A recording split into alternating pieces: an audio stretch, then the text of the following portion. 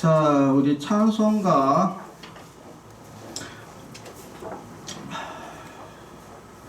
예수 사랑하심을 우리 찬양 부릅시다. 예수 사랑하심을 성경에서 배웠네. 예수 사랑하심을 성경에서 배웠네.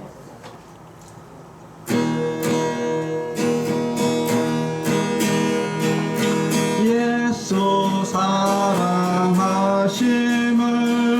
성경에서 배웠네. 우리들은 약하나 예수 금세 많도다. 날 사랑하신 날 사랑하신 날 사랑하신 성경에서 연대 나를 사랑하시고 나를 사랑하시고 나의 죄를 다 씻어 하늘 문을 여시고 들어가게 하시네.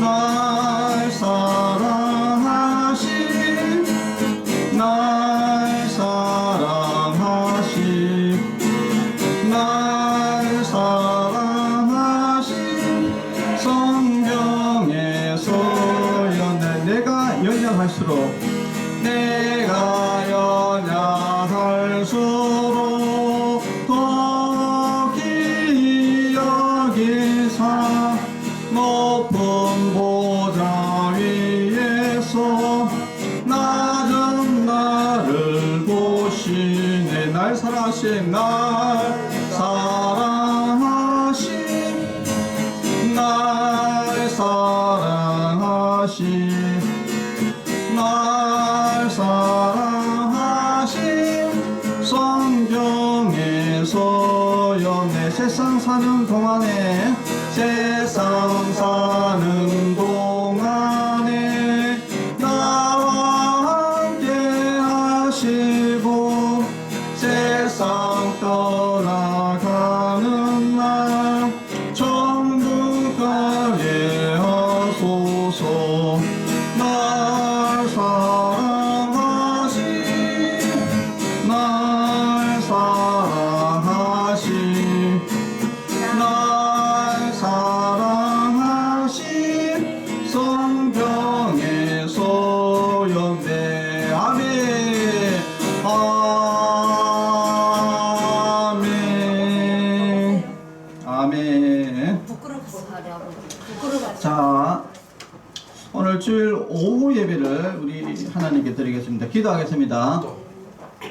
하나님 아버지 감사합니다. 오늘 오후에도 한자리에 모여서 하나님을 찬양하고 경배하고 영광을 돌리게 해주심을 감사합니다. 우리가 마음과 뜻과 힘을 다해서 참 하나님이신 우리 하나님께 경배를 드립니다.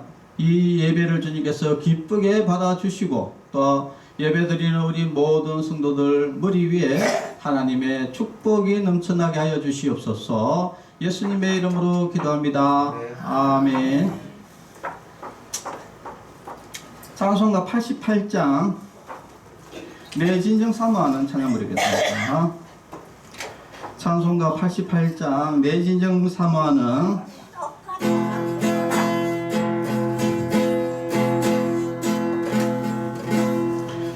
내 진정 사모하는 친구가 되시는 구주 예수님은 아름다워라. 산 밑에 백합보요 빛나는 새벽별 주님 영원할 길 아주 없도다. 내 마음이 아플 적에 거미로 되시며 나 외로울 때 좋은 친구라. 주는 저 산 밑에 백합 빛나는 새벽별 이 땅 위에 비길 것이 없도다.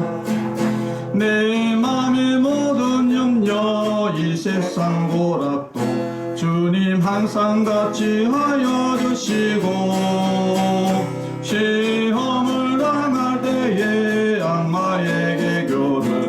역시 물리치사 나를 지키네.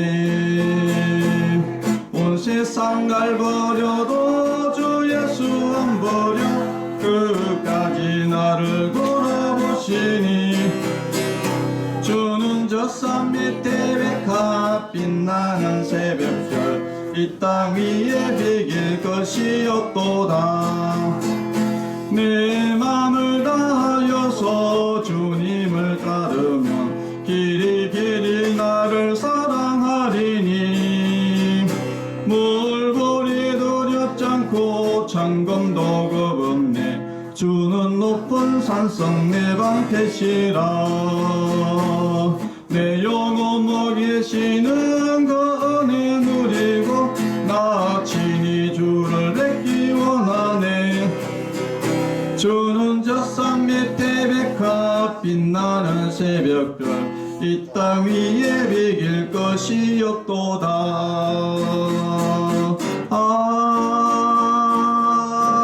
아멘. 아멘.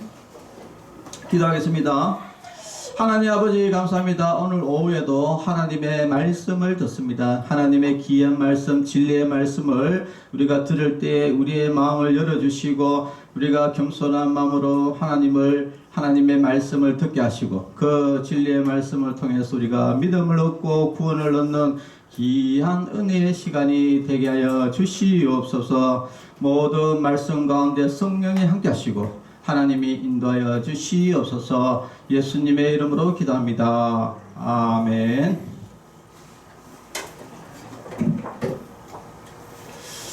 하나님의 말씀은 누가복음 12장 13절에서 21절 말씀 봉독하겠습니다.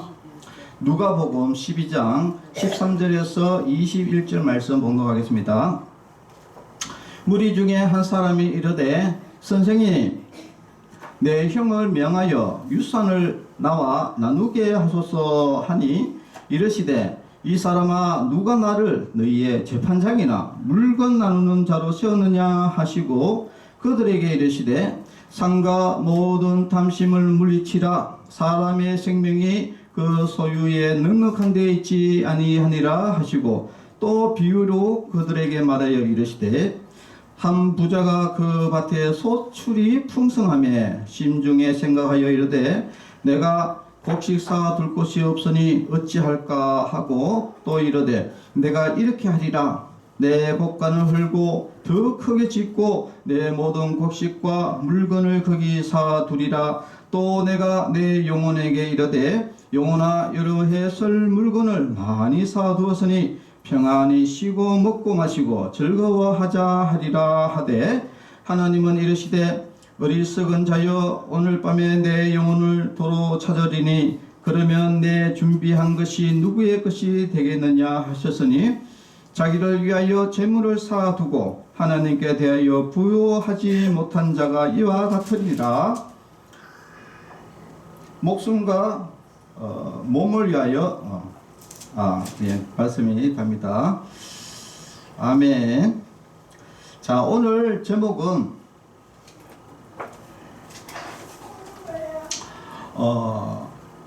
어리석은 자의 비유라는 제목입니다. 또 다른 말로 하면은 모든 탐심을 물리치라는 비유라는 제목입니다. 자, 오늘 말씀을 일단 조금 설명을 드리고 나서 우리가 말씀을 좀 이어가고자 합니다. 자, 오늘 예수님께서 하나님의 말씀의 복음을 가르치고 있는데 누가 왔느냐면은 어떤 한 청년이 왔어요. 젊은 사람이 와서 뭐라고 이야기하냐면은 이렇게 이야기합니다. 선생님, 내 형을 명하여 유산을 나와 나누게 하소서.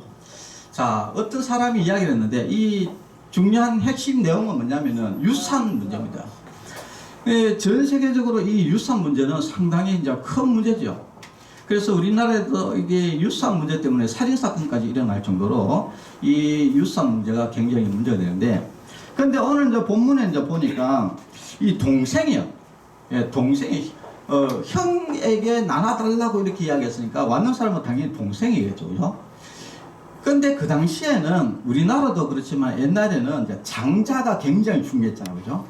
왜냐하면 장손은 그 대를 이어야 되기 때문에 옛날에는 장손에게 유산을 다 물려주고 막 이랬어요. 근데 이스라엘도 그런 전통이 있어가지고 장자에게 2배, 장자는 다른 사람들보다 2배의 재산을 많이 갖는 그런 것이 있었습니다. 그런데 오늘 여기에 보니까 형을 명하여 유산을 나와 나누게 하소서라고 이렇게 이야기했는데, 자, 이게 이제 정확하게는 어떤 말인지는 정확하게는 잘 모르겠지만은, 한 가지는 원래 형이 유산을 나눠줘야 되는데 형이 유산을 안 나눠주고 독점, 그러니까 다 가로챘기 때문에 이 예수님이 와가지고 형이 내 재산을 안 주니까 좀 나눠주라고 캐라 라고 이렇게 한 가지는 생각을 할 수 있고, 또 한 가지는 뭐냐면은 유산을 받았는데 너무 적게 받은 거예요. 그 형이 너무 많이 가져오고 자기는 적게 받았으니까 형에게 유산을 더 주라 캐라 뭐 이렇게 생각할 수도 있고, 결국은 핵심이 뭐냐면은 유산 문제 때문에 이제 벌어진 사건이 있다는 것이죠. 그러니까 이제 예수님이 좀 화를 내면서 이렇게 합니다. 아니, 이 사람들이 누가 나를 너희 재판장이나 물건 나누는 사람으로 세웠느냐 이렇게 이야기를 하시면서, 상가 모든 탐심을 물리치라. 사람의 생명이 그 소유에 넉넉한 데 있지 아니하다라고 이렇게 말씀하십니다. 자, 이게 결국은 예수님께서 그 모습을 보고 어떻게 생각했느냐, 결국은 탐심이 많다, 사람이 욕심이 많다, 그러니까 탐심을 물리쳐라, 이렇게 지금 이야기를 이제 하고 있는 겁니다. 그러면서 이어지는 비유가 바로 우리가 잘 아는 어리석은 부자 비유입니다. 어리석은 부자 비유는 어떤 내용이냐면은, 어떤 한 곳에 부자가 있었어요. 부자가 있었는데 이 사람은 진짜 많은 부자인데, 근데 또 뭐 소출이 또 엄청나게 많은 거예요.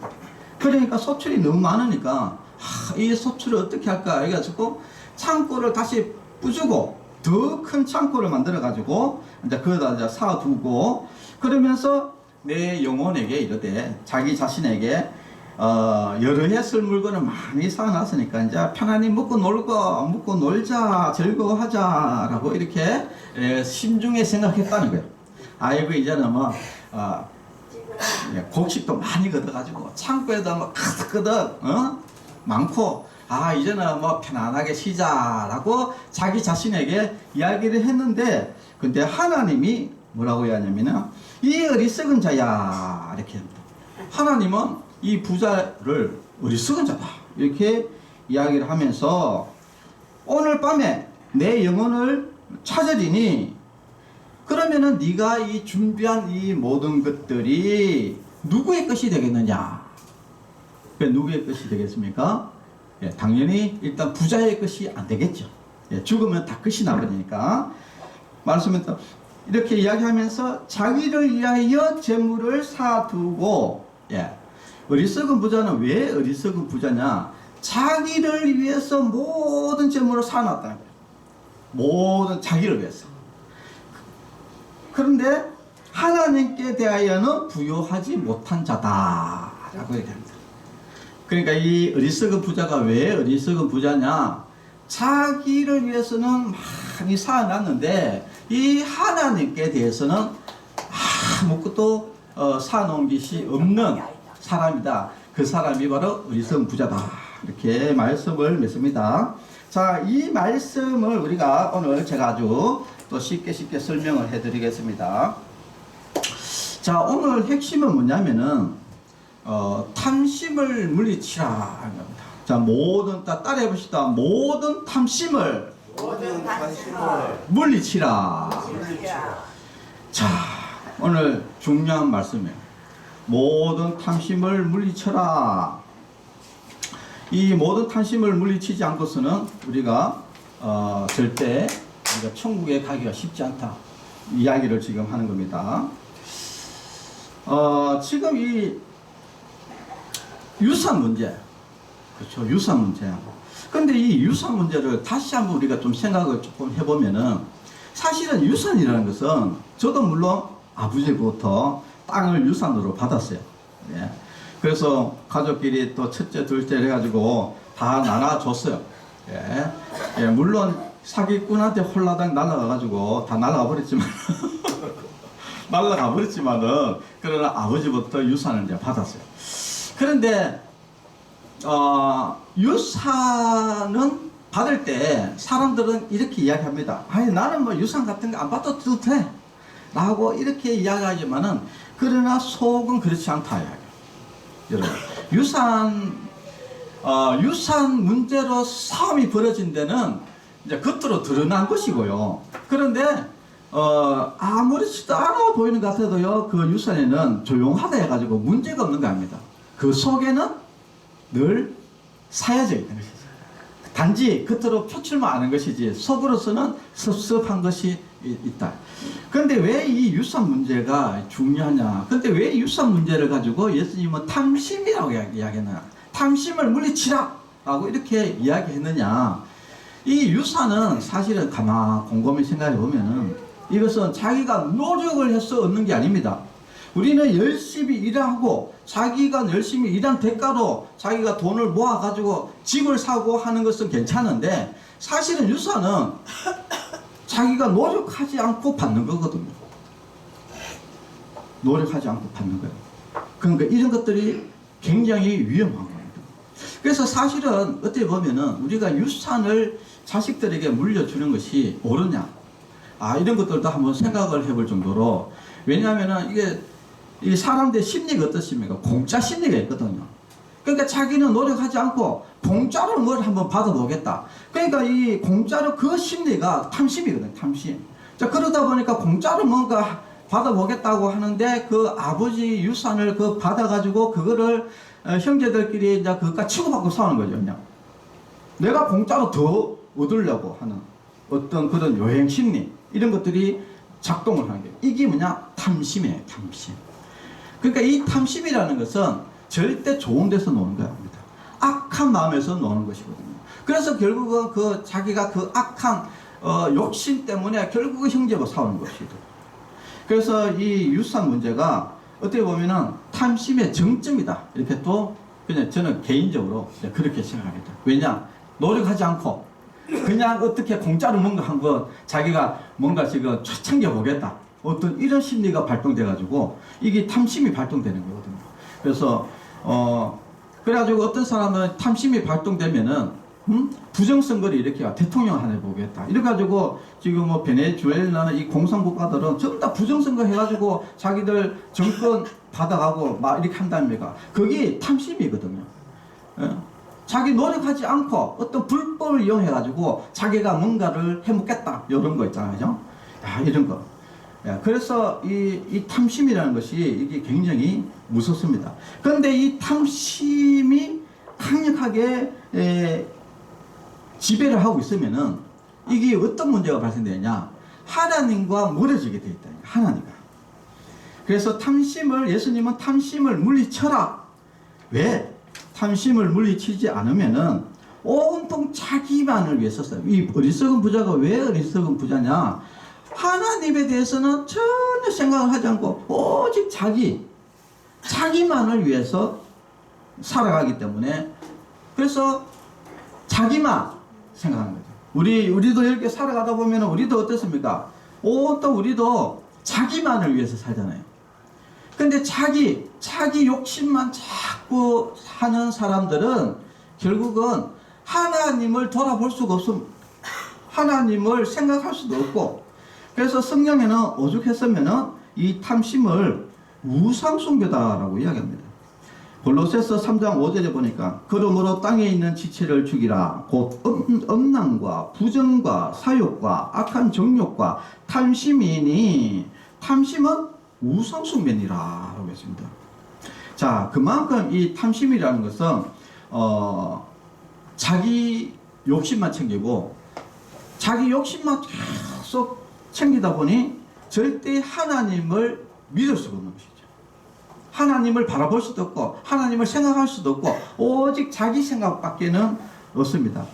그래서 이 부자가 이야기하는 내용들을 보면은 전부 다 어떤 내용입니까? 다 자기 이야기만 해요. 여기 뭐라고 되어 있습니까? 심중에 생각하여 이르기를 내가 곡식을 사줄 것이 없으니 어찌할꼬 이르되 내가 이렇게 하리라. 내 복과는 헐고 더 크게 내 모든 곡식과 거기에 사두고 내가 내 영혼에게. 여기 보면은 전부 다 나 이렇게 해요. 이게 전부 다 이 사람은 자기밖에 모르는 거예요. 그러니까 하나님을 믿을 수가 없는 것이죠. 그래서 우리가 진짜 이 탐심을 버리지 않는 한은 우리가 절대 하나님을 믿을 수가 없다. 왜냐하면 사람은 자꾸 욕심이 자꾸 생기기 때문에 그렇습니다. 록펠러라는 사람이 있습니다. 록펠러. 그러니까 록펠러에게 당신은 얼마나 돈을 벌어야 충분히 돈을 벌었다고 생각하십니까? 라고 질문했어요. 록펠러는 엄청난 부자거든요. 그런데 그 엄청난 부자에게 질문을 기자가 했습니다. 돈을 얼마나 더 벌면은 당신은 돈을 충분히 벌었다고 생각하느냐 이렇게 이야기하니까 록펠러가 뭐라고 이야기했는지 압니까? 지금보다 조금 더 벌면은 지금보다 조금 세상에 록펠러 엄청난 부자인데 근데 지금보다 조금 더 벌면은 자기는 좋겠다 이렇게. 이게 욕심이라는 것이 끝이 없는 거예요. 끝이 없다. 그러니까 이 어리석은 부자도 욕심이 끝이 없다. 오직 자기를 위해서 그렇게 사니까 결국은 하나님을 믿을 수가 이제 없게 되는 것이죠. 자, 그래서 우리는 이 욕심을 이제 버리는 것이 이제 굉장히 중요한데, 자, 이 욕심이라는 것이 결국은 자기를 멸망에 이르게 한다 하는 것을 우리가 잘 알 수 있습니다.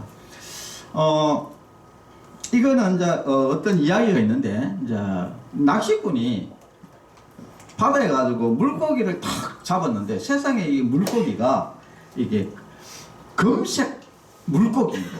금색 물고기. 야, 좀 특이한 물고기인 거예요.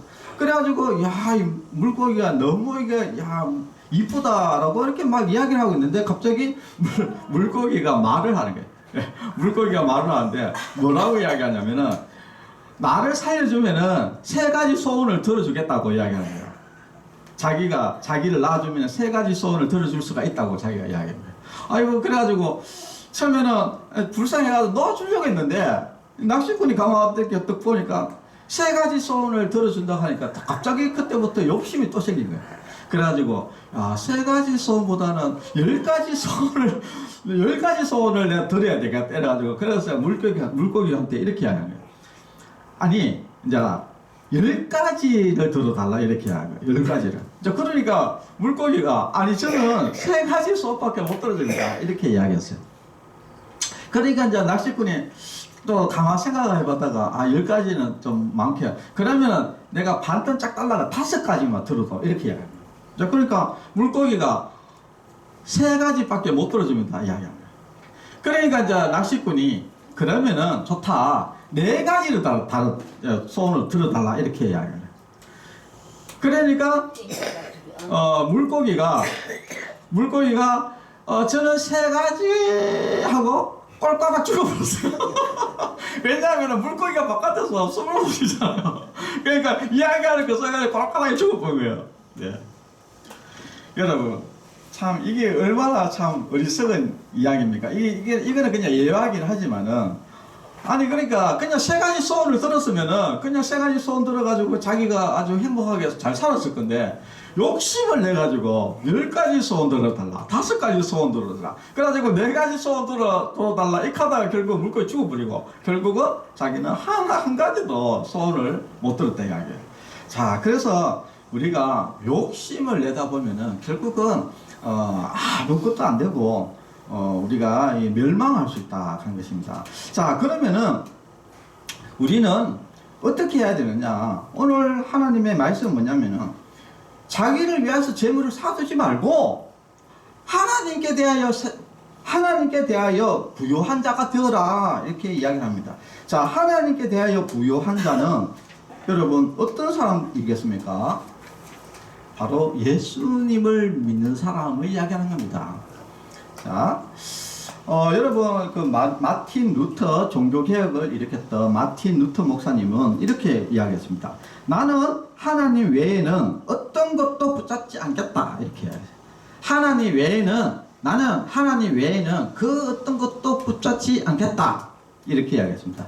이 말을 따르게 이야기하면은 모든 탐심을 물리치겠다. 이렇게 이야기해요. 나는 그 어떤 것도 욕심내지 않겠다. 이렇게 나는 오직 하나님만 붙들겠다. 이렇게 이야기했습니다. 이것이 뭐냐? 바로 하나님께 대하여 부유한 자. 우리는 하나님께 대하여 여러분 모든 사람들이 부유한 자가 되어야 됩니다. 그런데 이게 탐심을 물리치는 것, 욕심을 물리치는 것이 쉽냐? 쉽지 않습니다. 그러면 어떻게 해야 되느냐?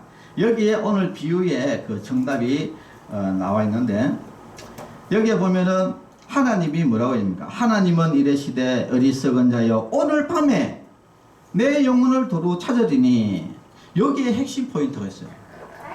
자, 오늘 밤에 따라합시다. 오늘 밤에 우리는 많은 재물을 생각하지 말고 오늘 밤에 나 죽는다. 이렇게 생각하면은 우리가 탐심을 물리칠 수 있다 이야기예요. 여러분 죽어버리면은 모든 것이 다 없어져 버려요. 예. 그러니까 우리는 자꾸 마음속에 욕심이 자꾸 생기려고 할 때 우리는 무엇을 생각해라? 오늘 밤에 내가 죽는다. 예. 이렇게 생각하면은 아이고 오늘 밤에 내가 죽는데 이게 뭔 필요 있겠노? 이제 이렇게 되게. 그래서 욕심, 탐심을 물리칠 수가 있는 겁니다. 자, 그래서 우리 성도 여러분들은 우리 모두 다는 이 욕심을 물리치지 않고서는 우리가 절대 하나님을 잘 공경할 수가 없어요. 왜냐하면 자꾸 돈이 있으면은 요거 가지고 돈을 조금 모아가지고 또 차를 사고, 요걸 조금 모아가지고 집을 사고, 요걸 조금 더 모아가지고 우리 자식들 도와주고, 자꾸 이렇게 가기 때문에 언제 하나님이 일을 하냐 이야기죠. 언제 어려운 사람을 도와주냐 이야기죠. 그러니까 아무것도 안 된다 이야기. 그러니까 우리는 어떻게 했냐? 오늘 밤에 내가 죽는구나. 그러면은 오늘 밤에 오늘은 내가 하나님의 영광을 위해서 살아야 되겠다. 요렇게 생각하면은, 우리가 진짜 하나님께 대하여 부유한 자가 될 수 있습니다. 그리고 또 두 번째는 뭐냐면은, 우리가 좀 자족하는 마음이 필요하다 이야기예요. 자족. 우리는 자꾸 왜 자꾸 욕심을 내느냐 하면은요, 우리는 자꾸 내가 가진 게 적다. 더 가져야 되겠다. 이렇게 생각하니까 자꾸 욕심이 생기는 겁니다. 그런데 그렇게 하지 말고, 나는, 따라합시다. 나는 충분하다. 네. 나는 충분하다고 생각하면 괜찮은데, 나는 가진 게 적다. 이렇게 하면은 자꾸 욕심이 생기는 거예요. 나는 충분하다. 자, 어떤 목사님이 아주 시골 교회에 설교를 하러 갔어요. 이제 설교를 하러 가면 여러분들 이제 보통 교회에서 주보를 만들잖아요. 주보에 뭘 합니까? 성경 구절하고 이제 말씀 제목을 이렇게 불러달라고 하거든요. 그래가지고 그 교회에서 우리 목사님에게 그 설교 본문하고 말씀하고 이렇게 가르쳐주세요 이렇게 하니까, 그래가지고 성경 본문은 시편 23편 이렇게 하고, 제목은 여호와는 나의 목자시니라고 이렇게 이야기를 하는데, 이게 너무 통신이 잘 안 돼가지고 시골이고 옛날이다 보니까 이게 또 끊어져 버린 거야. 그래가지고 다시 또 전화가 왔어요. 전화가 와가지고 그 제목이 뭐라고요? 그러니까 여호와는 나의 목자시니 이렇게 할 때네 또 툭 끊어져 본 거야. 그래 또 전화가 왔는 거야. 그러니까 목사님이 화가 났어. 그러니까 목사님이 화가 나가지고 뭐라고 이야기하냐면, 여호와는 나의 목자시니 그거면 되지 뭐가 더 필요해 이렇게 이야기하고요. 여호와는 목자시니 그거면 되지 뭐가 더 필요해 하고 이렇게 이제 이야기를 했더만은, 근데 나중에 이제 설교하러 갔더만은 주보에 성경 그 말씀 제목이 뭐라고 되었냐면은, 여호와는 나의 목자시니 그거면 됐지 뭐가 더 필요해 이렇게 제목이 적혀 있다 이런 거. 근데 이게 사실은 맞는 말이거든요. 여호와는 나의 목자시니 그러니까 하나님이 나의 목자가 되시고 하나님이 나를 인도해 주시고 하나님이 나를 도와주시고 하나님이 나의 인도해 주시는데 그거면 되지 우리가 더 뭐가 필요합니까? 더 필요하지 않단 말이에요. 그런데 우리는 자꾸 부족하다 이렇게 이야기합니다. 시편 23편 1절 말씀, 여호와는 나의 목자시니 내게 부족함이 없으리로다. 하나님은 우리에게 야 너희들은 부족한 게 없어 라고 이렇게 이야기하는데 우리는 자꾸 부족해 이렇게 이야기를 한다는 거예요. 아니 이게 뭐가 말이 안 맞지 않습니까? 하나님은 여호와는 나의 목자시니 내게 부족함이 없다 라고 시편 우리 다윗이죠. 부족함이 없다라고 이야기하는데 우리는 자꾸 부족하다 이렇게 이야기해요. 뭐가 지금 안 맞다 이야기해요. 자, 그러면은 뭐가 맞느냐? 지금 우리가 생각이 잘못됐다. 생각이 우리는 모든 것이 부족한 것이 없어요. 하나님이 우리에게 필요한 거 다 채워주시고 하나님은 우리에게 필요한 걸 다 채워주시기 때문에 우리는 부족한 것이 없어요. 없는데 자꾸 부족하다고 이야기하니까 이것이 문제가 되는 거야. 그게 부족하다고 생각하니까 자꾸 뭔가를 가져야 되겠고 가지다 보니까 온통 거기에 모든 시간이 다 뺏겨버리고 그러다 보니 죽어든다. 우리 썩은 부자처럼. 그래서 우리는 진짜 하나님을 잘 믿고 신앙생활을 잘 하려면은 반드시 우리가 탐심, 욕심을 버려야 돼요.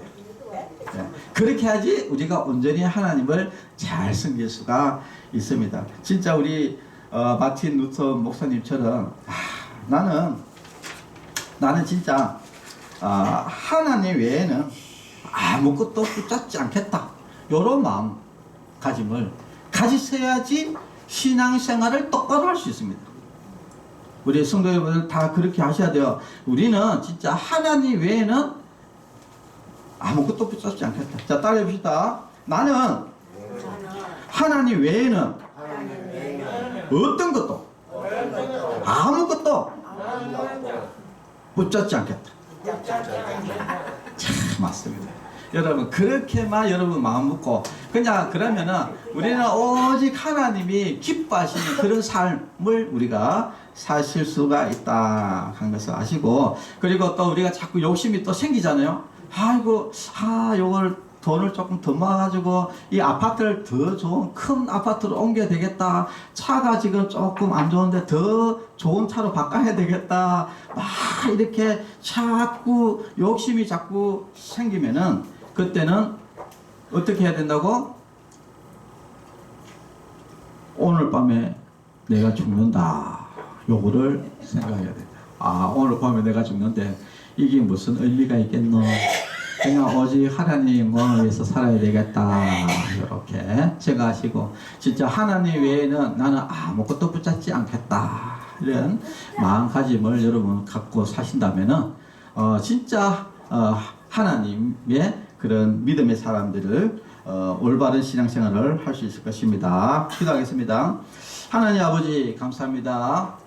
예수님은 모든 탐심을 물리치라고 했습니다. 모든 탐심을 물리치지 않으면 우리가 온전히 하나님을 섬길 수가 없습니다.